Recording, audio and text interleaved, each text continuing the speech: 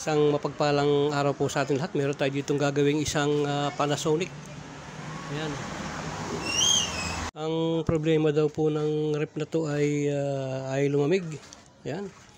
Ayan. Maganda pa naman ang loob niya. Kaya lang kulang sa linis. Ang gagawin natin ay ipaanda rin natin siya. Tingnan natin kung saan nagmumula yung leak niya. So ayun. May malaki siyang butas sa lugar na to. Ayan o. Mula siya. Ayan o. So, release natin dito. Tignan natin kung ayun. Wala na. So, kanina nung iniligtas natin ay lumabas na itong lugar na to. Yung butas. At nakita natin na itong lugar na to, ayan o, wala nang rubber. So ayusin natin to. Ayan o, ilalabas natin tong compressor na to.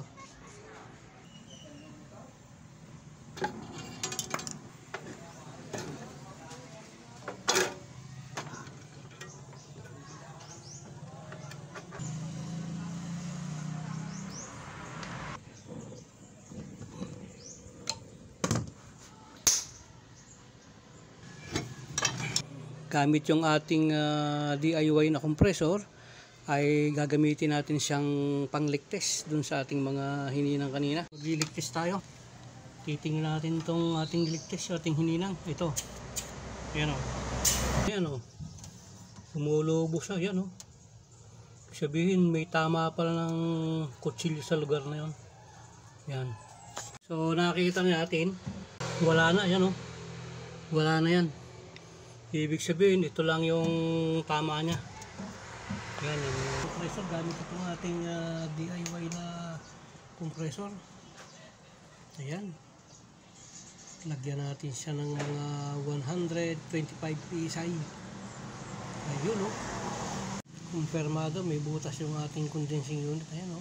Nasa 50 PSI na siya. So, ang gagawin natin dyan, ilalabas natin yung condenser. Mag-remove tayo. So, kumpirmado, maglalagay tayo ng condenser sa labas. Ang gagamitin natin, ito ay galing sa Kundura. Yan, na kinalas ko noon. So, ito yung flashing tayo sa evaporator section.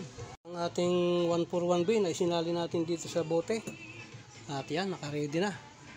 Ito yung ating nitrogen. So, yan. Yung lumalabas sa kanya. Ayan o. Sumisirit siya. Yan yung ating pisa yun. Yan. Bali, patatlong labas na yan. Itong mga pinagbagsakan niya. Ayan o. Dagdagan natin ng pressure. Kailangan lang kapag ganito nagliligtas tayo at nagbibideo tayo, kailangan mabilis yung mata natin. Laging lamang yung tutok dun sa gauge natin kasi baka sumobra, masabugan tayo ng evaporator. Kaya kung ihiga yung kanyang katawan, body, para hindi na ako magkalas ng evaporator. Kasi dati kinakalas ko yung evaporator. Pero nung nakita kong mas malwan pala to, ay ganito yung ginagawa ko. Kasi pagka yung binunot natin yung evaporator, minsan naputok na kagad yung kanyang evaporator section. Kasi nga malapit yun dun sa evaporator. Ay, nung nakita kong mas maganda tong ganito, safety. So ito na yung lagi kong ginagawa. So ito lang yung maganda sa 141B. Ayan. Lumubo yung pintura. Ibig sabihin, hindi na natin kailangan magkaskas masyado. Kasi yan, naluto na yung pintura, malinis pa. Yan, ang dami nang lumabas na langis niya sa kanyang capillary. Ayan, sabihin, malinis na. Ayun, sumisirit siya. Ayan, sumasagit siya. Ayan, So, ibig sabihin, malinis na yan. Pwede na tayo mag-proceed ng pagpapatsi. Wala nang langis yan. Yan 1 for 1B na yan, lumalabas na yan. Okay na yan. So yan nga po, pagkatapos nating may flashing ay ating nilagyan ng epoxy itong ating butas at iniwan natin siyang nakabukas para tumigas siya ng talagang matigas. So titingnan natin. So yan, sobrang tigas na. Ang gagawin natin dyan ay ililigtis uli natin. So yan, kinabit na natin yung ating gauge tsaka dito sa ating nitrogen. Lang natin siya ng 100 PSI. Ayan.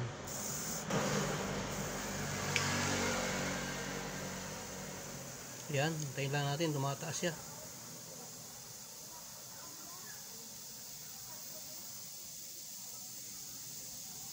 So ayun, okay na. So ito naman. Ayan, malinis na yan. So tingnan natin doon sa taas. Tingnan natin kung mayroong siyang sisingaw dyan sa mga tabi. Karamihan kasi dito, andito yung butas. Minsan dito nalabas sa mga tabi na to. Ayan, ay palibasa ay totally harder yung ating pagkakababad ng epoxy natin nilagay. Talagang hindi natin siya ginalaw hanggang hindi siya matigas na matigas.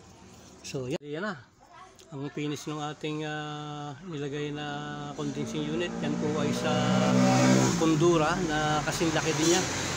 Yan yung ating inilagay, sabay pininturahan na rin natin para maganda. Yan, bali nakunan ko na ng status yung kanyang refrigerant oil at nakita ko naman na wala siyang tubig at maganda pa yung kanyang langis. So hindi na ako na change oil. Ngayon ang gagawin lang natin ay titingnan natin yung kanyang pumping, kung okay pa yung kanyang bomba, kung hindi siya bumubomba ng langis. So paanda rin natin. Bali ito yung suction, ito yung kanyang discharge line. Ayan.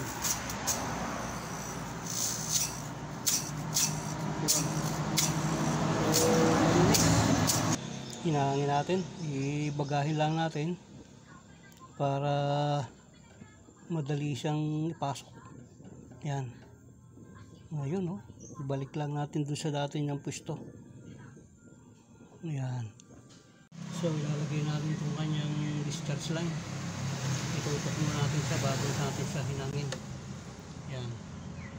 Sabay hinang ngayon.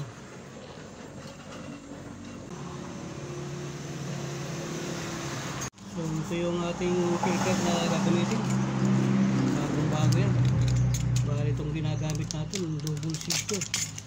Ayan o. Double seal dyan. Ayan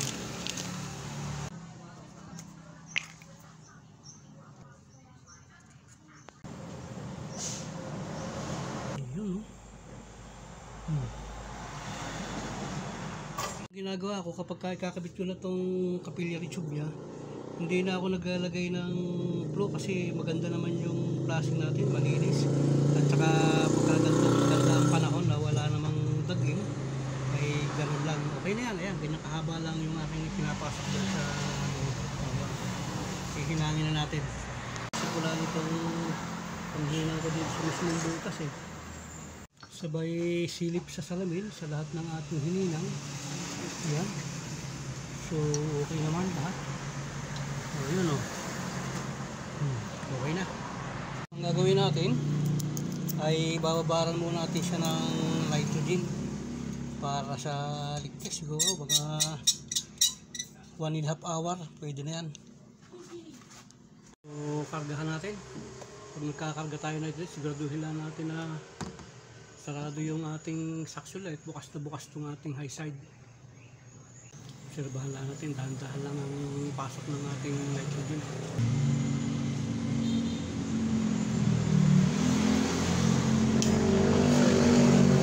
Sarado ngayon para yan, obserbahan lang natin muna ng mga kahit na 1 minuto kung bababa siya. So okay na, hindi siya nagbago. Magliligtis naman tayo dun sa itaas at saka dito sa baba yung mga hininang natin. So buksan natin. Tingnan natin yung ating nilagyan ng tapal. Ayan o. Damihan natin baka sakali. Obserbahan natin siya ng mga 2 oras na para sigurado. Tingnan natin kung hindi bibitaw yung ating idinikit. So pagkalipas nga ng 2 oras ay atin uli siyang titingnan kung siya ay nagbago. Lagyan ulit natin siya ng sabon. Yun. So wala. Talagang matibay. Pasado. Yan, matibay yan. Pang matagalan na yan. So yan. Pagkalipas nga ng 2 oras ay hindi man lang gumalaw yung ating gauge. So okay na yan. Magpuproceed naman tayo ng pagbabakyum. I-release na natin. Tayo magbakyum na.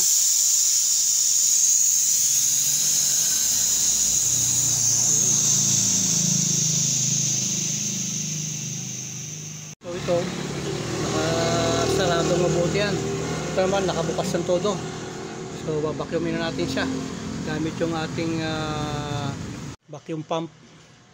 10 minutes na vacuum lang, okay na yan. So lalagyan natin siya ng thermometer. Kailangan makakuha siya ng -10. So lagay natin dito. Ayan. Gusto. Ang ganda ng hazing niya.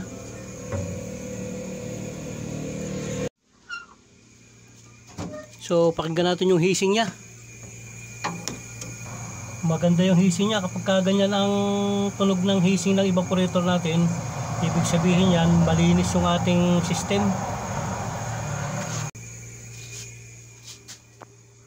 So yan po, okay na. Tanggalin natin po kanyang pressure. Yun. Makakuha tayo ng 0.8 amperes. Okay na yan. So dahil nga sa ang laki ng awang ng pinto niya, yan. Ayusin din natin yan. Ayan o. So kalasin natin. Sa ilalim. Yun. Yan. Ayun. Ayun. Halaglag na. Mahalaga po ito. Pag ito'y naiwala natin, hindi natin may babalik ng ayos yan. Po dahil dati, meron tayo mainit na tubig dito. At saka yun, yung brush na yun. Yan ang ating gagamitin dito. Palalambutin muna natin siya. Lalagyan natin siya palig. Tapos babrushin natin para matanggal yung mga dumi niya. Kumapit yung magnet. Yan. Sa may tabi ng hawakan, yan, nakita natin yan. Mas malaki ang angat nito. So yun. Okay na ang lapat niya. Yan o. So yan. O. Okay na yan. Kahit dyan. Lapat yan. Hanggang ilalim. Okay na yung ating tinapalan. Pininturahan natin. So maglalagay tayo ng yelo. Titingnan natin kung mapapatigas niya to. Yan. Bigyan din natin ng temperature.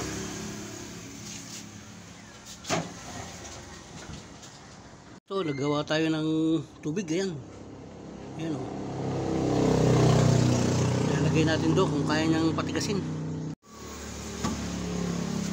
So ito, lagay natin dito sa may tabi. Ayan.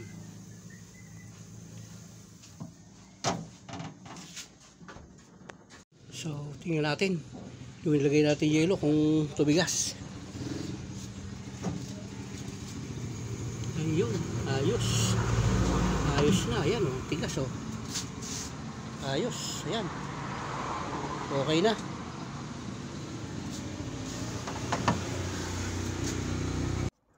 At dito nga po muling natatapos yung ating video, yung ating ginawa na Panasonic. Marami pong salamat muli sa panonood ng aking video at sa inyong pag-like at pag-subscribe. Marami pong salamat at isang mapagpalang araw po sa ating lahat. God bless po.